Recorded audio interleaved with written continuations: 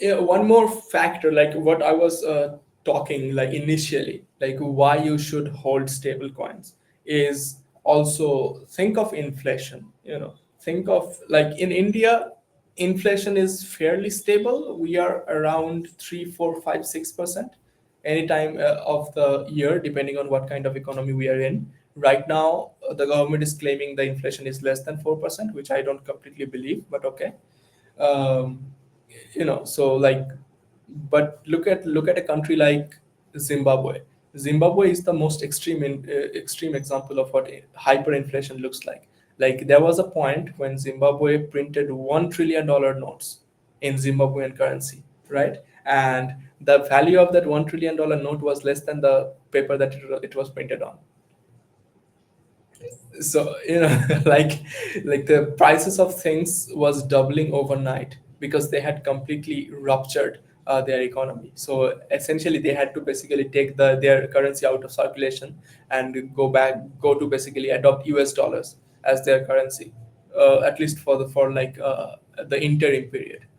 So like this is the like most extreme example of hyperinflation, which is basically countries decide like, okay, we have this bunch of debt. Why don't we just print more money to pay it? And that never works out. But that's the That most extreme spiral example. again. Yeah, exactly. That spiral, you cannot control it. Now look at the Turkish lira. Like in the last 3 or 4 years, like there was this point when the inflation rate of the Turkish lira was at 40%. That means like you're even if you had the same salary, like just to earn the same amount, the next year you have to get a raise of 40% just to earn the same amount of money. So basically your savings got halved. So how do you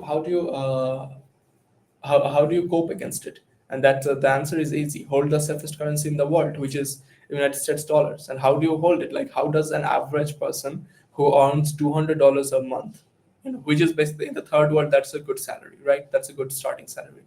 So who holds $2,200, who earns $200 a month, how does this person get access to the United States dollar? You get access to it through stable coins. So it's the best anti-inflationary hedge that we have. And it also, like, this is actually the reason why the United States government is pushing for stablecoin regulation so much, is because they understand the global demand they have for US dollars. Like I will just give you a pretty interesting example. Like as I said, like it's mandatory for you to buy US treasuries in your reserve for you to issue stable coins, right? So what does that mean? That means higher demand for US treasuries. That means the US government will be earning billions and billions, and probably in a few short years trillions of dollars just from the stablecoin issuers. So that means two things. First of all, that means the government has a lot more money to basically do their own stuff. Secondly, the yields on the treasury goes down. Like it's a very easy supply and demand mechanism, right? It's like when the demand for US treasuries goes up, the amount of interest they have to pay goes down, because it's a buyer's market. Sorry, it's a seller's market. And this is almost guaranteed way, like it's almost like a safe way to sell billions and billions of dollars of US treasuries without creating any new product. So they have basically found out this untapped source of revenue, and they want to maximize it. So there was this study that I was looking at. Let me see quickly if I can find out, because like this there was this research paper, and they found out that the estimates. Okay, so I will just read it quickly. Let me see if I can share my screen with this again.